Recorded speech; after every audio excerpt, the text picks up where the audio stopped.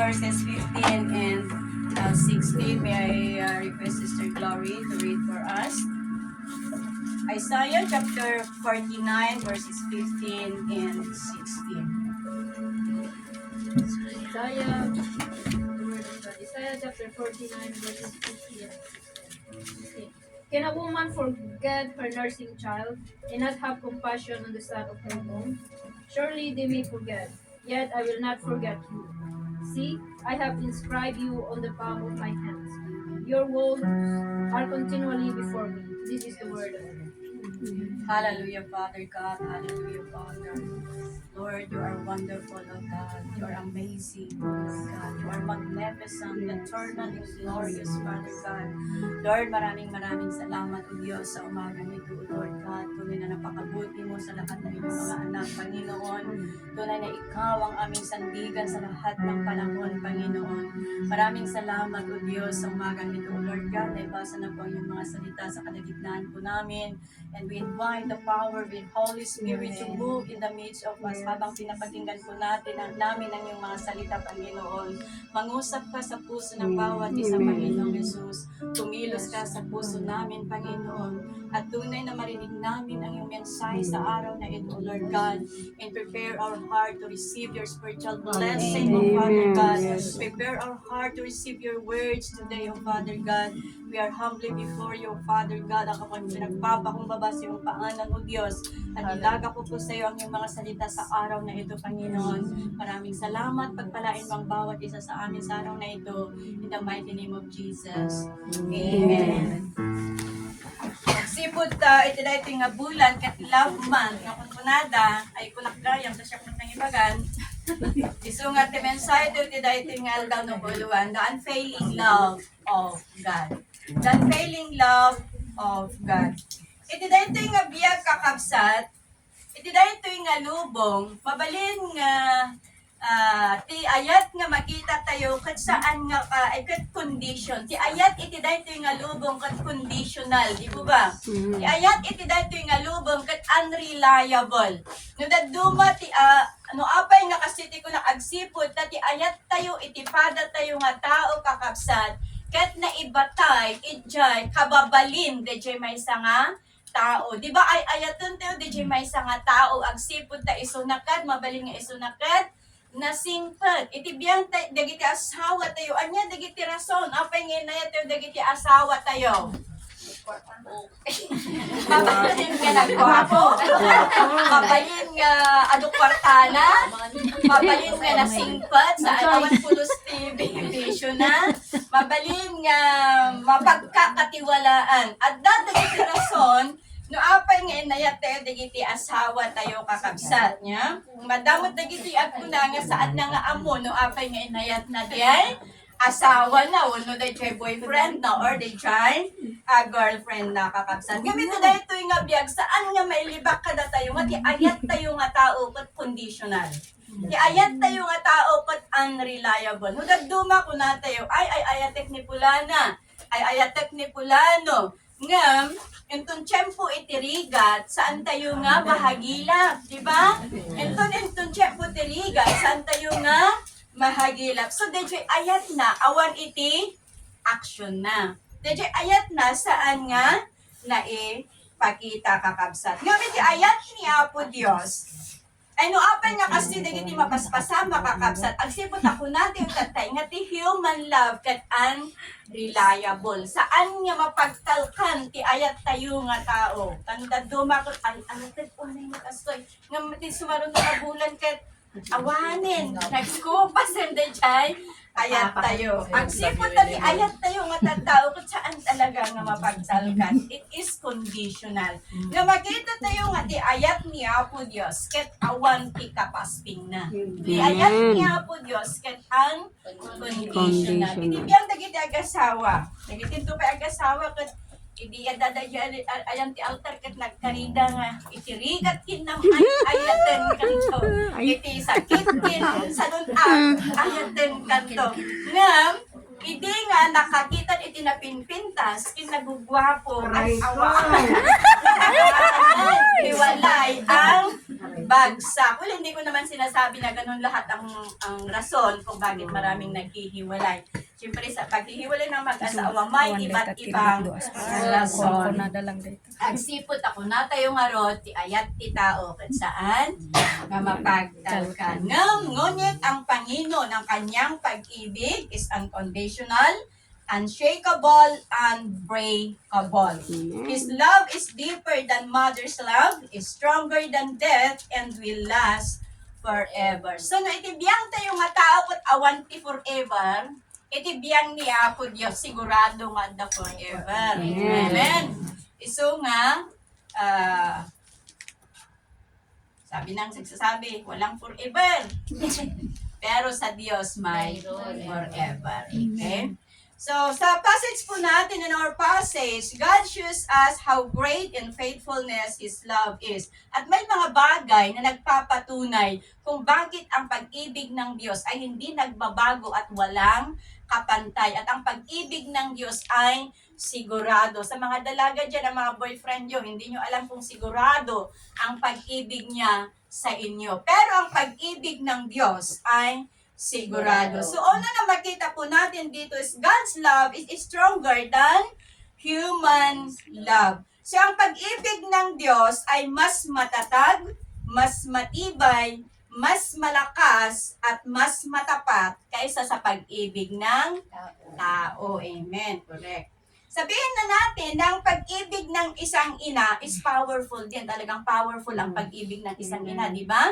Talagang yung pag-ibig ng isang. Ngunit, sabi ng binasa natin, ang ina ay nakakalimot din.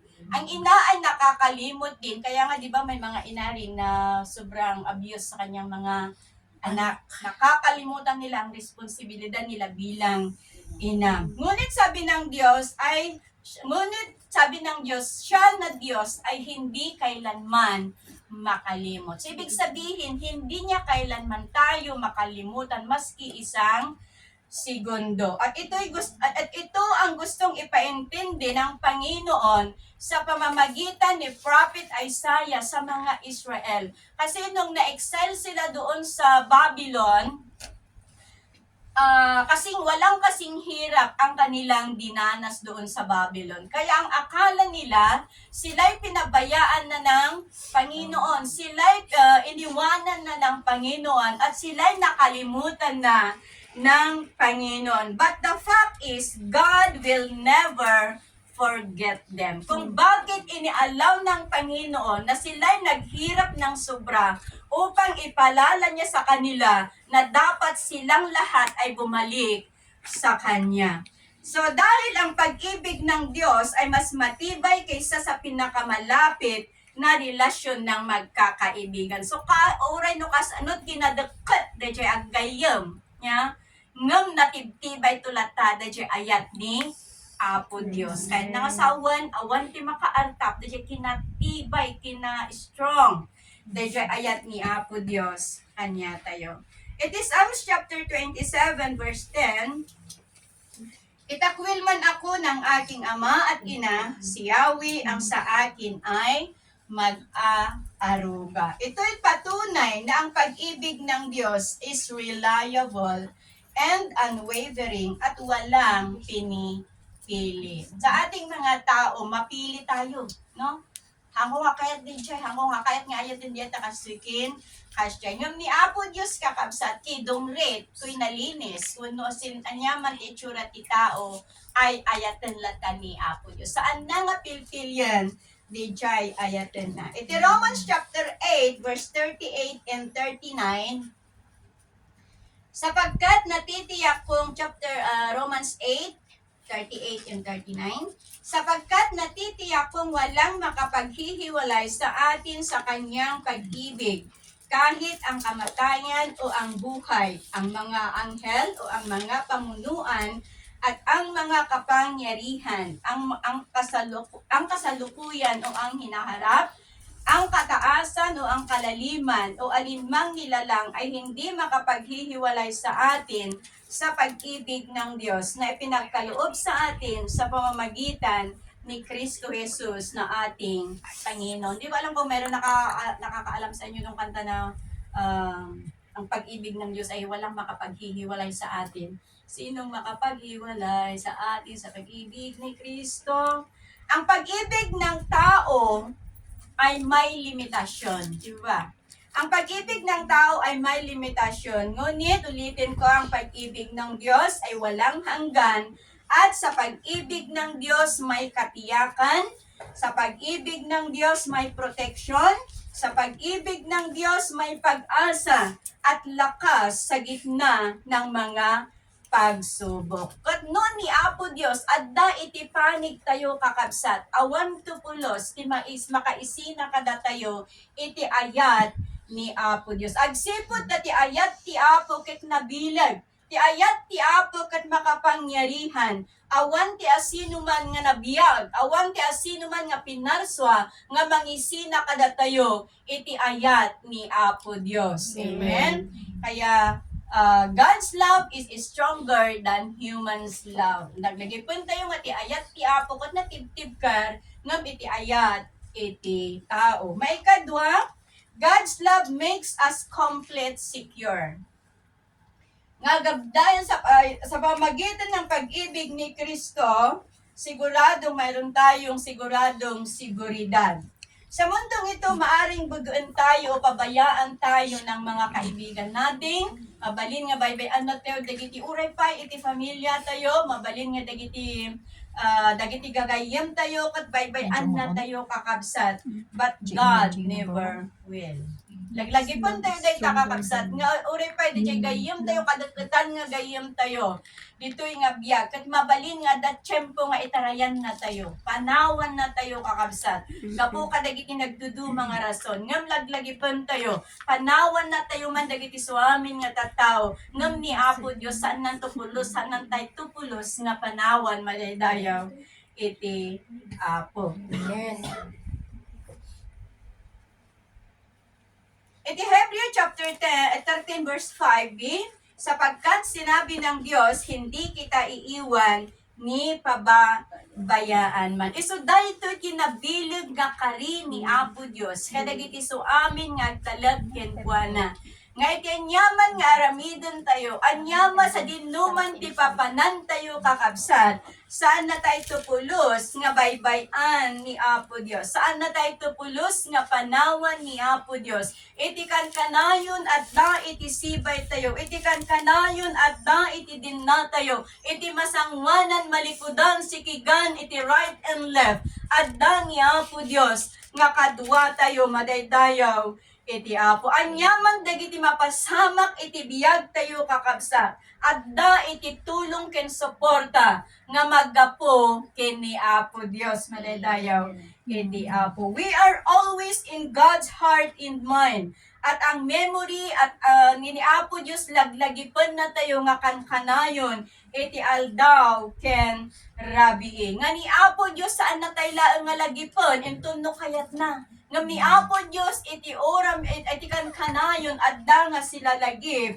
kada tayo agsipot at ti ayat ti Apo ket agnanayon, ti ayat ti Apo ket saan tupulos nga magaraw, ket nasilyuan kadagiti sasauna, nasilyuan kadagiti adu nga karkarina madaydayaw iti Apo. So in God's love, there is complete security because His love is unchanging and all-powerful to protect those who trust in Him.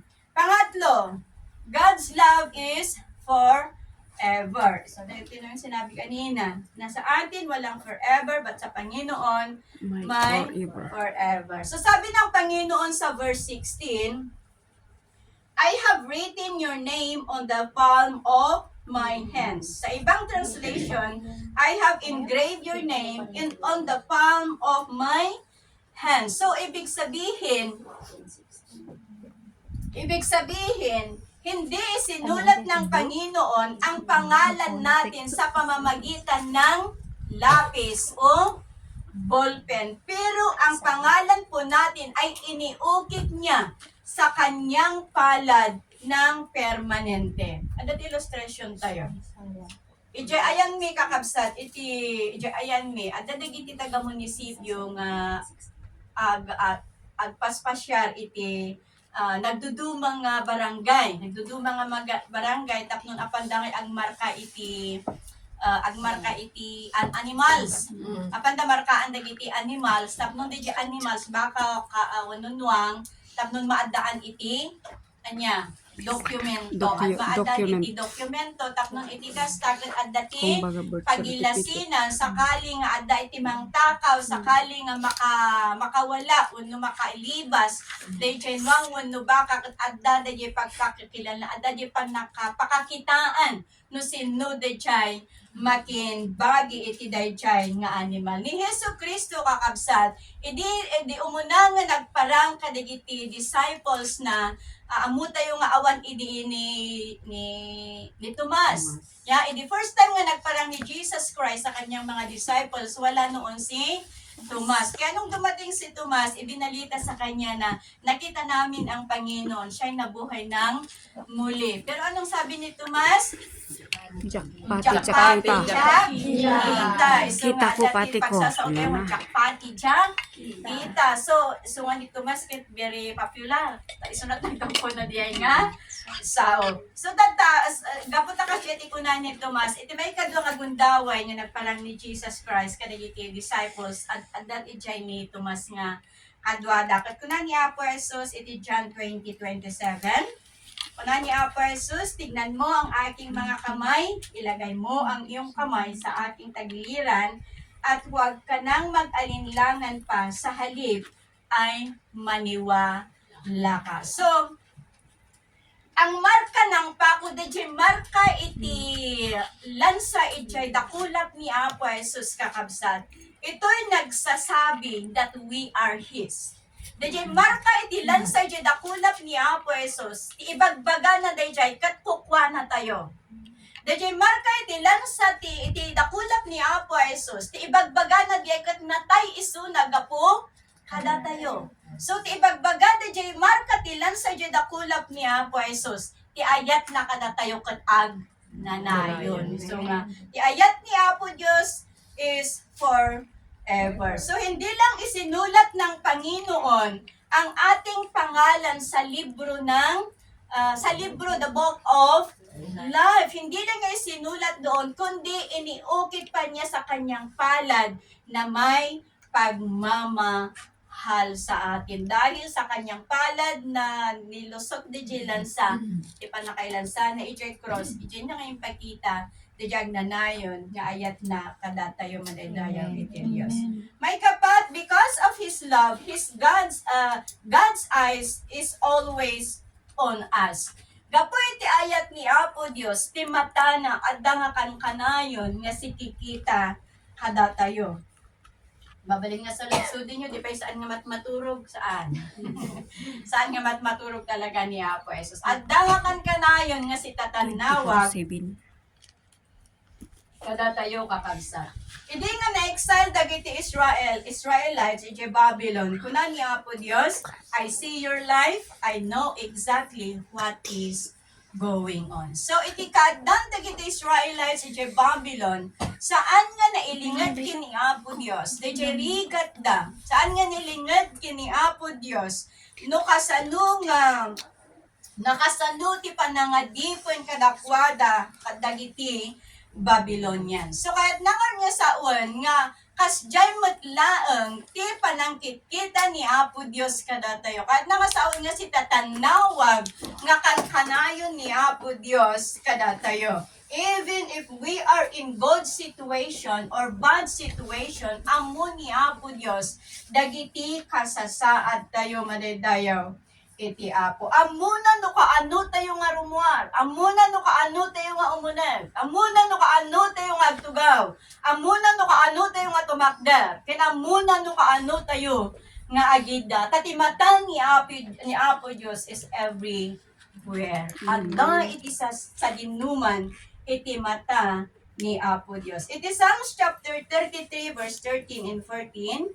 Psalms chapter 33, 13 and 14. The Lord looks down from heaven and sees the whole human race. From His throne, He observes all who live on the earth. So binibigyang diin ni Salmista David na alam ng Diyos ang lahat ng nangyayari sa mundo. Alam ng Diyos ang lahat ng nangyayari sa pagitan ng mga tao. Kahit lahat ng mga kilos po natin, lahat ng mga nasa isip po natin, alam po ng ating Panginoon. Wala po tayong maitago sa Kanya. Agsipot ta iso na ti Diyos. He is our omniscient God, our all-knowing God. Nga amuna amin uray bilang tibuok tayo kakabsat. Amuna dagiti so amin nga mapaspasapak kada tayo gapuna agsipot at imatana kunana nga rod is everywhere. Proverbs 15:13. Iti Job chapter 34:21. For God watches how people live. He sees everything dito. So, hindi lang tayo tinitignan ng Diyos paminsan-minsan. Kumbaga, hanatay laang nga pasaray tanawagan ni Apo Diyos kakabsat. But He watches over us constantly. He watches over us with love and purpose. Ito'y nagpapatunay, nagbibigay katiyakan na sa lahat ng mga sumusunod ka sa ating Panginoon ay mayroong protection, care panangilala ni Apo Dios kada tayo kakabsat. Isunga, ti Apo, kitaon na tayo, anyaman dagiti banag nga aramidon tayo, anyaman dagiti pakarigatan tayo, saan nga mailingad kini Apo Dios, because His eyes is everywhere. Number 5, God's love meet all we needs. God's love meet all we need. Katulad sa isang ina, she provides the needs of her baby. Pinapagidi niya, pinapakain niya ang kanyang mga anak. Ang pag-ibig ng Diyos, pinagkakalooban din niya tayo ng ating mga kailangan. Spiritually, financially, emotionally, and physically. It is Psalms chapter 23 verse 1. Psalms 23 verse 1, ang Panginoon, ang aking pastol, hindi ako magkukulang ng anuman. Amen? So ito'y naglalarawan na ang Panginoon ang siyang nagpo-provide ng lahat. Siyang nagpo-provide ng kapayapaan sa ating mga puso. Siyang nagpo-provide ng mga kasaganaan sa ating mga buhay. Siya ang nagpo-provide sa lahat ng ating kalakasan sa bawat araw. At siya rin ang nagpo-provide ng gabay sa atin sa bawat decision, sa bawat plano ng bawat isa. Siya ang pinagmumulan ng kalakasan po natin. Kung tayo nanghihina, He renewed our strength, binabago niya ang ating kalakasan upang magawa po natin ang mga dapat po nating gawin at upang magkaroon tayo ng kalakasan to overcome all the trials in our life, para magkaroon tayo ng kalakasan to combat all the work of the enemy surround us. Amen. Kaya ang kalakasan po natin ay pinapagkaloob ng ating Panginoong Diyos. In Philippians chapter 4 verse 19, Philippians chapter 4 verse 19, at buhat sa hindi maubos na kayamanan ng Diyos, ibibigay niya ang lahat ng inyong kailangan sa pamamagitan ni Kristo Jesus. Ang talatang ito ay puno ng pananampalataya at pag-asa na ang Panginoong Diyos ay siyang pinagmumulan ng lahat at kaya niyang tustusan ang ating pangangailangan. Amen. Kaya kapag tayo ay nagkukulang, let's come before God and ask His guidance at ibigay niya ang ating mga kailangan. Siya ang nagtutustos ng ating kailangan spiritual and material. Alam ng Diyos ang ating kailangan, mga kapatid. Amuna dagiti masapul tayo. Amuna dagiti dapat nga itidna kada tayo. Ngem, tikayat ni Apo Diyos, ket dumatag tayo ken kuan nga daan iti pudno nga tarigagay, nga adaan iti si papakumaba nga puso, nga adaan iti reged, nga adaan iti panagtalag, tapnon iti kasta, ited na, dayjay kasapulan tayo. Ngam saan nga kayat nga sawen, nga noan niya dayjay dawatan tayo kat ited ti Apo. Amen? At dagiti banag nga saan nga kayat nga ited ni Apo Dios. Kas may nga naganak, no daduma no dumawat dagiti anak tayo, no ammo tayo nga makaitod iti saan nga nasaya at kadakwada, saan tayo nga ito, di ngamin. Kastamat lang ni Apo Diyos kakabsat, no ni Apo Diyos ket amuna nga dadji daw dawaten tayo, ket pakaalaan tayo ti disgrasya, ket pakaalaan tayo ti nasaya, saan nga nasaya at nga banag, saan nga itod ni Apo Diyos. Ngamnupay kasta, saan ko mga dadya ti pagpasugnudan tayo, tamas na sirsirib ni Apo Diyos ngamda tayo. Mas amon ni Apo Diyos, dadya pagbanagan tayo. Mas amon ni Apo Diyos, dadya kasapulan tayo kakabsat. Iso ano, anya dadya banang nga kayat na, anya dadya banang nga tarigagay na, nga pagsayaatan tayo, iso dadya, ti ipaay na, kada tayo madaydayaw.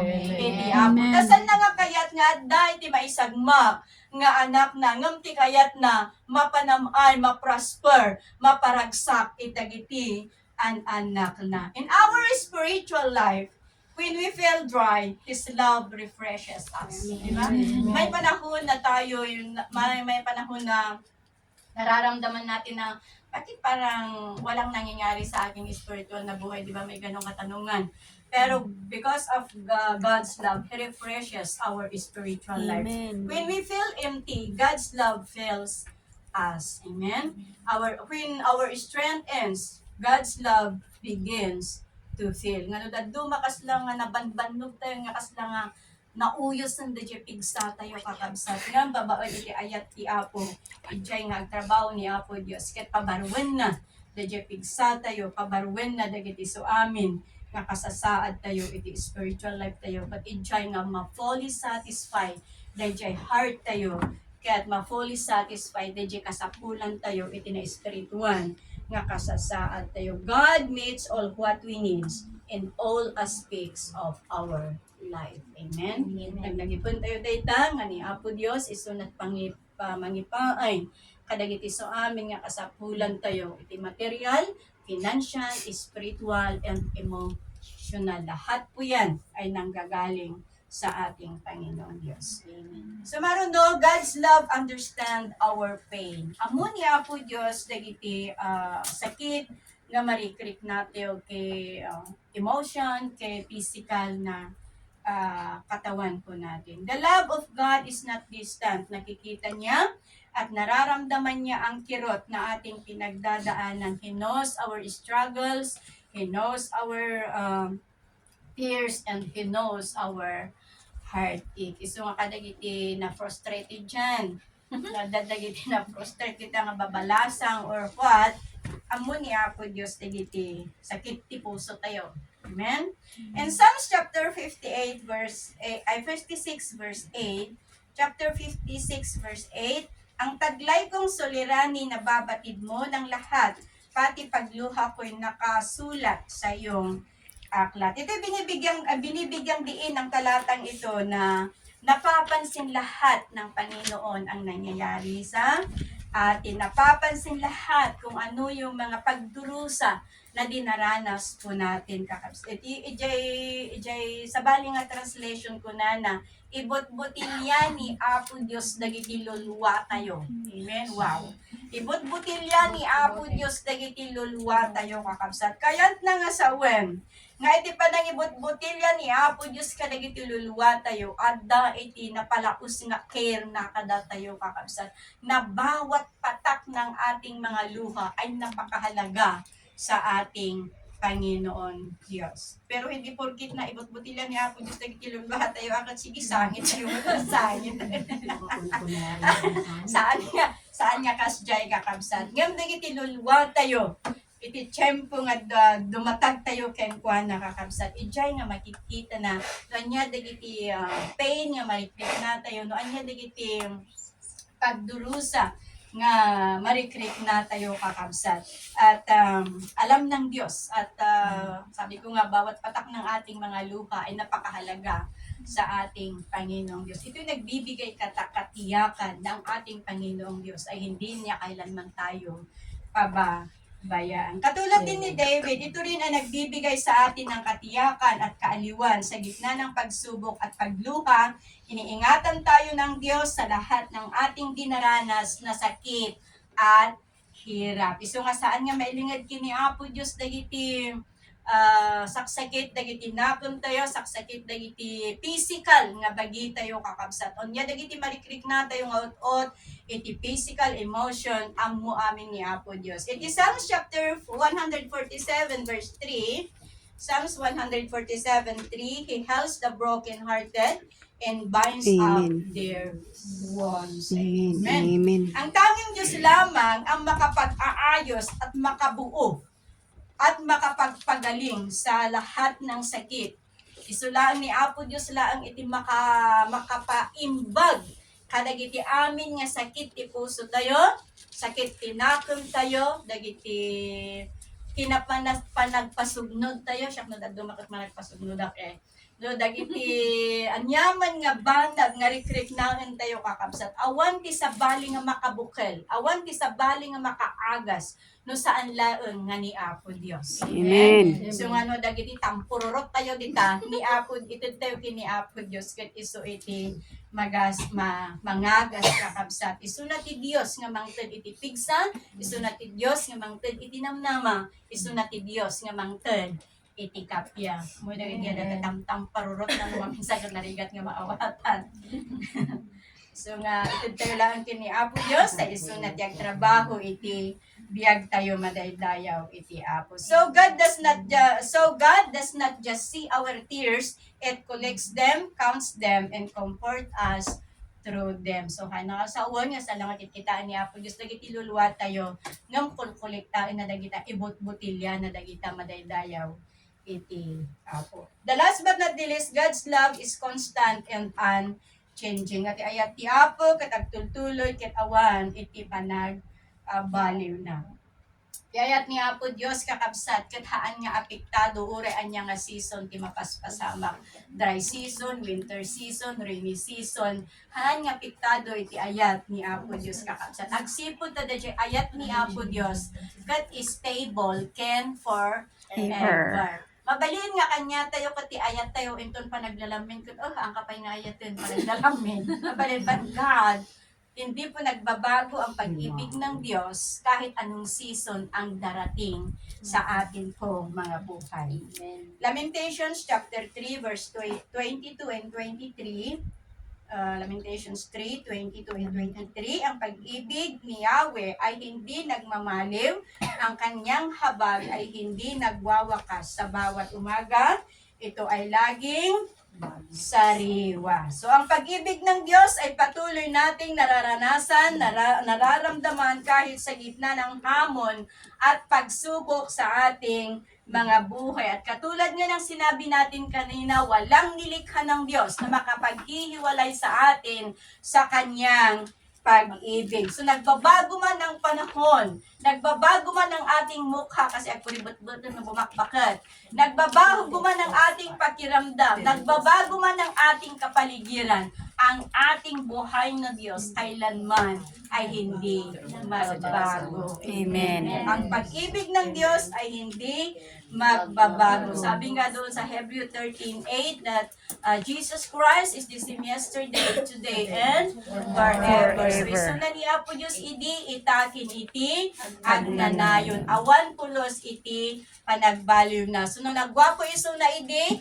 nagwapo pa lang agpapantata, agpapan, agnanayon, nagwapo lat tamadaydayaw iti. Amen. Apo kada tayo nga tao, no napintas tayo idi, agbalinin nga saan, agsipod ta, at da iti panagbaliw ti langangam ni Apo Dios awan pulos iti panagbaliw na ngam dagitoy bagita yung dagitoy nga makikita kakabsat yung tundong teng ti tiyempo nga sumabot tayo kini Apo Jesus pumintas dang tumadaydayaw. Amen. Masuktan to dagitoy nga bagita yo iti bagi nga saan nga agrop sa madaydayaw iti Apo.